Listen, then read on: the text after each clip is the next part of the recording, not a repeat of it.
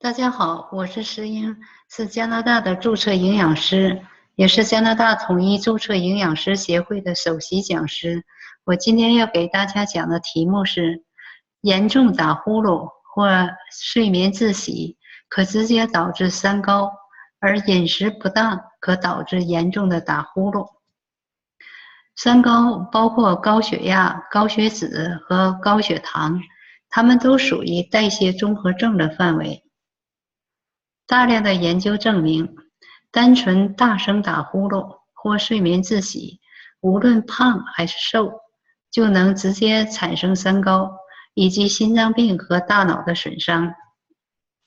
研究还指出，打呼噜不仅仅导致成年人产生三高，未成年的孩子也同样会产生相同的疾病。发表在《自然》杂志上的文章显示，儿童和青少年打呼噜具有高风险的产生高血脂、高胆固醇和高血糖。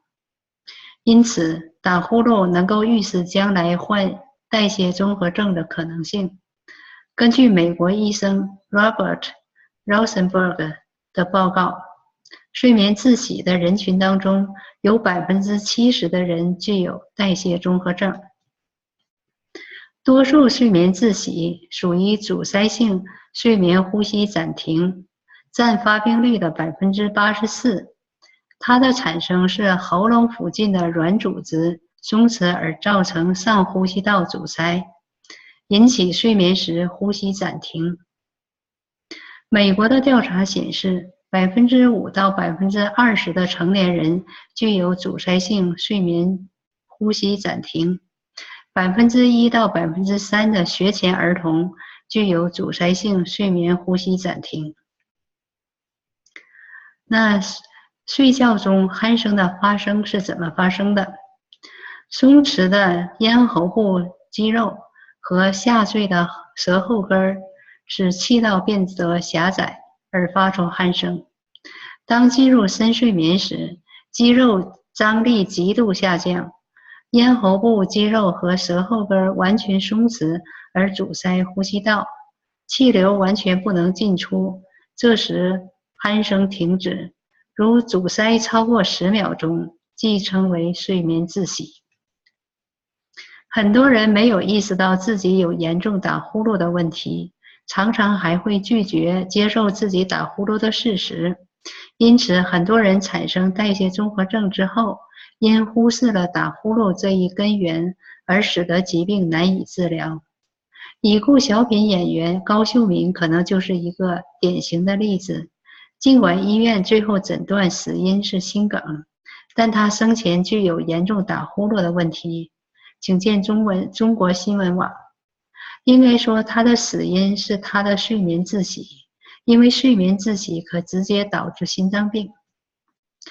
如果您经常开车犯困，或坐下来就能睡着的话，您可能具有打呼噜的问题或者睡眠窒息的问题。一般来讲，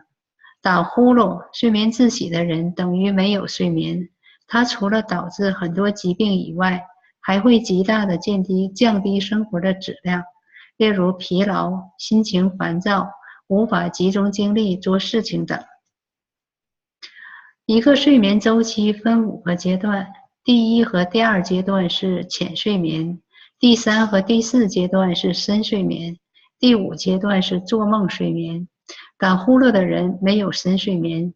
每当进入深睡眠时，由于气道完全被阻塞，使得空气不能进入体内，这时大脑必须唤醒睡眠者，否则因为缺氧会导致生命危险。尽管打呼噜本人没有意识到被唤醒的过程，因为他很快就睡着了，但这时他并没有接着前面的睡眠周期继续睡下去，而是从头开始，即睡眠的第1个阶段。由此可见，打呼噜、睡眠窒息的人不能完成一个完整的睡眠周期，正常人每天需要3、4个睡眠周期。睡眠长期处于不正常的状态，可以说没有真正的睡眠，所以他们非常疲劳，精力难以集中，常常在没有意识的情况下就睡着了。这种情况有时可能发生在瞬间，也就是几秒钟，但本人并没有察觉到，以为一直都在清醒状态。如果在开车时发生一瞬间的睡眠，就很容易发生交通事故。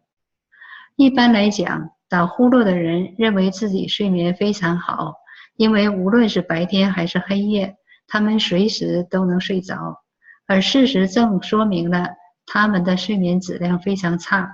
因为只有极其缺乏睡眠的情况下才会发生上述的情况。事实上，打呼噜或睡眠窒息除了导致三高以外，它能够极大地加速机体衰老的步伐。因为睡眠窒息的人没有深睡眠，而体内创伤的修复、机体解毒、免疫功能的恢复和记忆的形成都离不开深睡眠。另外，机体所需要的生长激素绝大多数是在深睡眠当中产生和释放的。缺少生长激素是机体衰老的重要原因，即使补充足够的其他激素，例如雌激素或者是雄激素，都不能取代生长激素的作用，都不能阻止由于缺少生长激素而造成的机体快速衰老。那缺乏生长激素的症状包括是丢失肌肉、增加脂肪，特别是增加腰围的脂肪，降低运动的能力，减少骨骼密度，缺少能量和活力，皮肤过早衰老等。脑垂体肿瘤或脑垂体疾病或脑垂体切除的人看起来像动作迟缓的老人，因为脑垂体产生和释放生长激素。如果您经常疲劳、犯困，甚至具有顽固性代谢综合症，您应该去睡眠诊所检查。如果不是因为结构的问题，您应该考虑您的饮食是否出了问题。那导致打呼噜的因素是什么？那第一个因素是食品毒素。食品当中的化学物质能够刺激机体产生组胺，从而引起喉咙水肿、阻塞气道。常见的化学物质有色素、增威剂和防腐剂等。那打呼噜的第二个因素是，有些食品能够刺激机体在喉咙部产生过多的粘液，阻塞气道。最常见的这样食品有牛奶和奶制品。那第三个就是炎症。饮食当中过多的欧米伽6会在体内产生大量的前列腺素2，简称 PGR。PGR 是非常强的储盐物质，可使机体产生大量的炎症。根据 Medical Daily 的解释， PGR 能够导致喉咙和鼻窦组织肿大，阻塞气道。常见的含欧米伽6多的食品有多不饱和烹饪油，包括色拉油、玉米油、葵花籽油、大豆油、芝麻油，以及含这些油多的食品，例如油炸食品。欧米伽3具有抵消欧米伽6的储盐效果。研究表明，补充欧米伽3有利于抗炎，提高打呼噜人的睡眠质量，但同时减少欧米伽6的摄入量更为重要。那第四点就是机体缺水。缺水时，机体将启动体内水重新分配的机制，组胺是执行这个机制的重要物质。前面讲过，过多的组胺可阻塞气道。那第五点是肥胖。深睡眠时，气道当中的肌肉放松，其中过多的脂肪由于缺少支撑就会沉陷下来，阻塞气道。研究显示 45% 的肥胖成年人具有阻塞性睡眠呼吸暂停。其实打呼噜的因素非常多，很多瘦人也会打呼噜的。那如何避免或缓解打呼噜？首先来讲，就是避免吃那些能够刺激机体产生炎症的物质，例如前面提到的食品毒素，包括色素、防腐剂、保鲜剂、口味剂等，还有精炼油，包括色拉油、菜油、玉米油、大豆油、芥花籽油、葡萄籽油等所有精加工的油，还有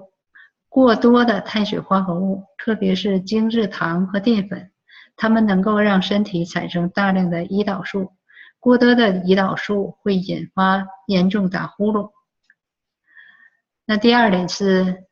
低升糖饮食，包括多吃蔬菜，增加好脂肪的摄入量，同时减少碳水化合物的摄入量，这样能够降低体内的胰岛素水平。前面讲过，胰岛素水平高可促进打呼噜。那第三点是低频率吃东西，给身体燃烧脂肪的机会，这样有利于减肥，有利于稳定血糖，保持低水平的胰岛素。肥胖、血糖高、胰岛素高都是打呼噜的因素。